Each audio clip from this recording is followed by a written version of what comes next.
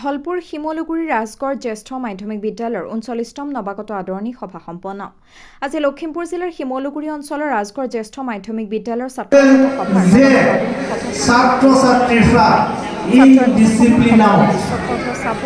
সঞ্চালনাত অনুষ্ঠিত সভাখন উদ্বোধন কৰে জ্যেষ্ঠ শিক্ষক হৰেশ্বৰ গগৈয়ে। প্ৰবীণ হাজৰিকা, অতুল ইছলাৰীয়ে তত্ত্বগধুৰ মন্তব্যৰে সভাখন সাফল্যমণ্ডিত কৰে। বিদ্যালয়ৰ নপুৰণি ছাত্ৰ ছাত্ৰীসকলৰ দ্বাৰা পৰিৱেশিত বিচিত্ৰতা অনুষ্ঠানে প্ৰাণৱন্ত কৰি তোলে আজিৰ অনুষ্ঠানটো। নৱাগত আদৰণি সভাখন সফলভাৱে সামৰণি পৰাৰ বাবে সভাপতি চত্ৰধৰ চাবুকধৰাই ধন্যবাদ জনায়।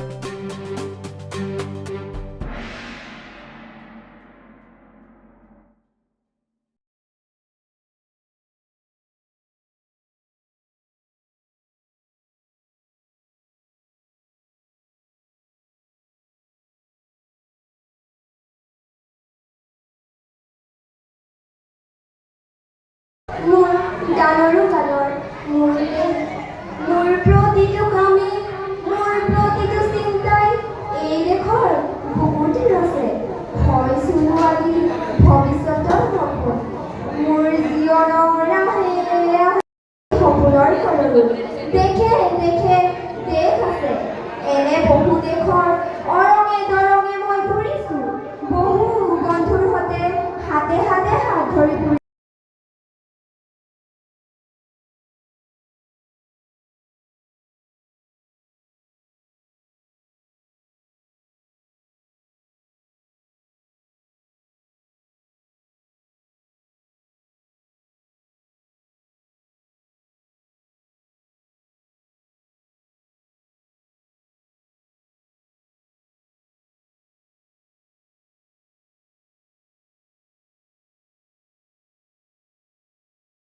এই নৱাগত আদৰণি সভাখনি অনুষ্ঠিত কৰিছে। ইয়াত গীত মাতৰ পৰা আদি কৰি বিভিন্ন ধৰণৰ তেওঁলোকৰ প্ৰতিভাসমূহ বিকাশ কৰাৰ এটা আয়োজন কৰা হৈছে।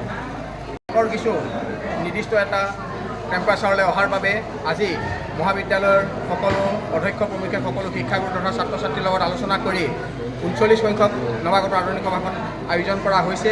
আৰু এই নৱাগত আদৰণি সভাত একাদশ আৰু নৱম মান শ্ৰেণীৰ সকলো ছাত্ৰ ছাত্ৰীকেই আজি নৱাগত হিচাপে তেখেত সকলোকে তেওঁলোকক